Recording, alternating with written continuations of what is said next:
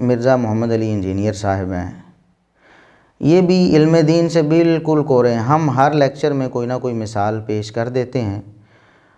ابھی بھی ہم انشاءاللہ آپ کے سامنے ایک ان کی بہت بڑی ناواقفیت عربی زبان سے، اور دعوے کتنے بڑے بڑے ہیں کہ میں علماء کرام ان کی صرف و نحو کی غلطیاں نکال سکتا، عربی گرامر کی غلطیاں نکال سکتا ہوں، لیکن ان کی اپنی صورتحال کیا ہے عربی زبان کے حوالے سے ہم ایک مثال پیش کریں گے۔ کہتے ہیں کہ افلا تتفکرون، قرآن کریم میں اللہ تبارک و تعالیٰ نے ارشاد فرمایا افلا تتفکرون،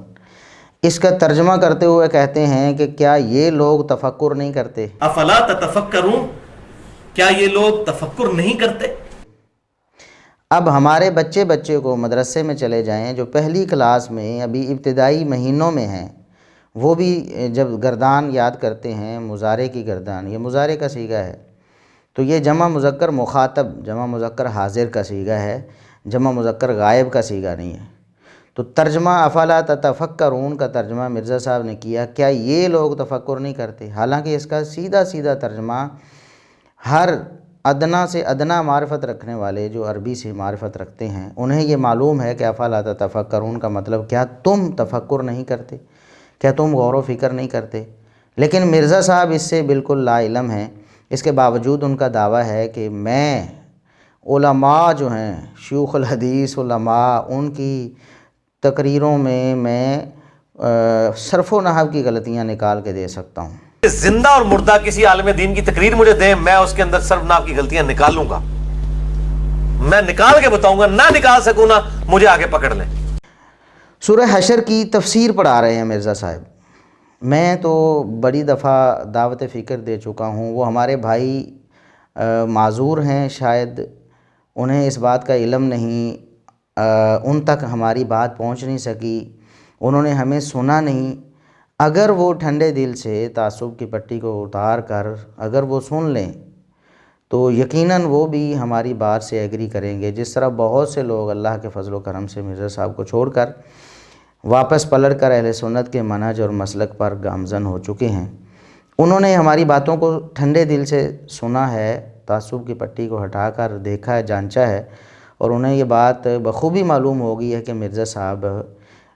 علم کے میدان کے بندے نہیں ہیں۔ مرزا صاحب کو بالکل قرآن و سنت کی نصوص کے بارے میں ان کا معنی مفہوم عربی زبان کچھ بھی معلوم نہیں، اور وہ بہت بڑی بڑی بونگیاں مارتے ہیں۔ تو ایک میں مثال اور پیش کر دیتا ہوں، سورہ حشر کی تفسیر پڑھا رہے ہیں،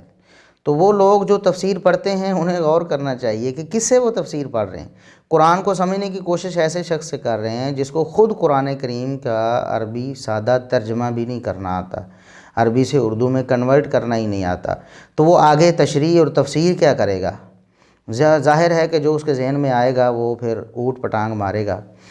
ترجمہ کرتے ہوئے ایک تو قرآن کریم کی عربی بھی پڑھنی نہیں آئی، قرآن کریم عربی پڑھنی نہیں آئی، اور پھر اس کا ترجمہ بھی بالکل 100% 100% نہیں کرنا آیا۔ سورہ حشر میں اللہ تبارک و تعالیٰ نے فرمایا وَظَنُّوا أَنَّهُمْ مَانِعَتُهُمْ حُصُونُهُم مِّنَ اللَّهِ۔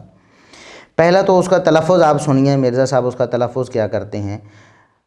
مَانِعَتُهُمْ، وَظَنُّوا أَنَّهُمْ مَانِعَتُهُمْ، نِعَتُهُمْ، اور وہ گمان بھی نہ کرتے تھے کہ ان کے جو ان کو بچا لیں گے، حصونہم، ان کے قلعے، من اللہ، اللہ کے مقابلے پر۔ تو مرزا صاحب پڑھتے ہوئے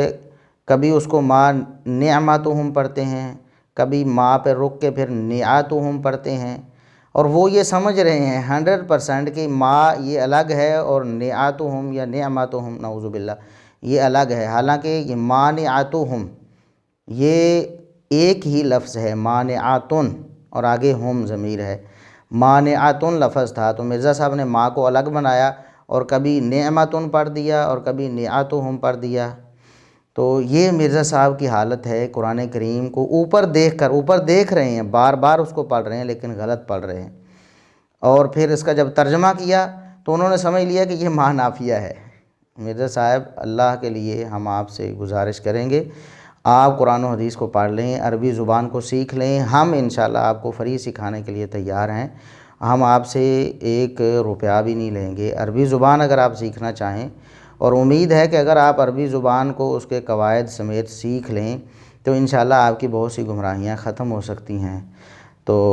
آپ کا یہ فن نہیں ہے، آپ لوگوں کو گمراہ نہ کریں۔ قرآن کریم کی آیت نہ آپ کو پڑھنا آتی ہے، نہ اس کا ترجمہ کرنا آتا ہے۔ ترجمہ کیا جی، وہ گمان بھی نہ کرتے تھے، وہ گمان بھی نہ کرتے تھے، اور وہ گمان بھی نہ کرتے تھے کہ ان کے جو ان کو بچا لیں گے، حصونہم، ان کے قلعے، من اللہ، اللہ کے مقابلے پر۔ حالانکہ اس آیت میں اللہ تبارک و تعالیٰ فرما رہے ہیں کہ وہ گمان کرتے تھے، انہیں اس بات کا یقین ہو چلا تھا کہ ان کے جو محفوظ قلعے ہیں وہ انہیں اللہ کے عذاب سے بچا لیں گے، یعنی شکست سے بچا لیں گے۔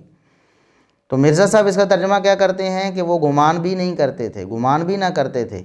بالکل 100% غلط ترجمہ مرزا صاحب، یہاں ما نافیہ نہیں ہے۔ کہیں آپ نے پڑھ لیا اور پھر آپ کو پتہ ہی نہیں چلا کہ ما جو آگے ہر جگہ، چاہے وہ نفس کلمہ کو ہو، اس کو بھی آپ ما نافیہ بنا کر اس کا ترجمہ نہیں کیے جا رہے ہیں۔ تو یہ آپ کی حالت ہے۔ تو حالانکہ اس کا ترجمہ سیدھا سیدھا یہ تھا کہ وہ گمان کرتے تھے، یعنی انہیں یقین ہو چلا تھا کہ ان کے یہ جو قلعے ہیں، محفوظ گھر جو انہوں نے بنائے ہوئے ہیں، یہ انہیں مسلمانوں سے، یعنی اللہ کے عذاب سے جو مسلمانوں کے ہاتھوں ان پر آنا تھا، اس سے انہیں بچا لیں گے، لیکن ایسا نہیں ہوا۔ تو مرزا صاحب نے ترجمہ بالکل غلط کر دیا۔ تو ایسا شخص جو قرآن کریم کو اوپر دیکھ کر کئی دفعہ پڑھنے کے باوجود بھی صحیح پڑھ نہیں سکتا اور قرآن کریم کا ترجمہ بالکل غلط کرتا ہے، ایسا شخص کہتا ہے کہ میں سیدنا معاویہ رضی اللہ عنہ پر اعتراض کرتا ہوں اور میں سیدنا معاویہ رضی اللہ عنہ کی شان کو نعوذ باللہ کم کر دوں گا، لوگوں کے دلوں سے ان کی عظمت کو چھین لوں گا، یہ بڑی بھول ہے مرزا صاحب آپ کی۔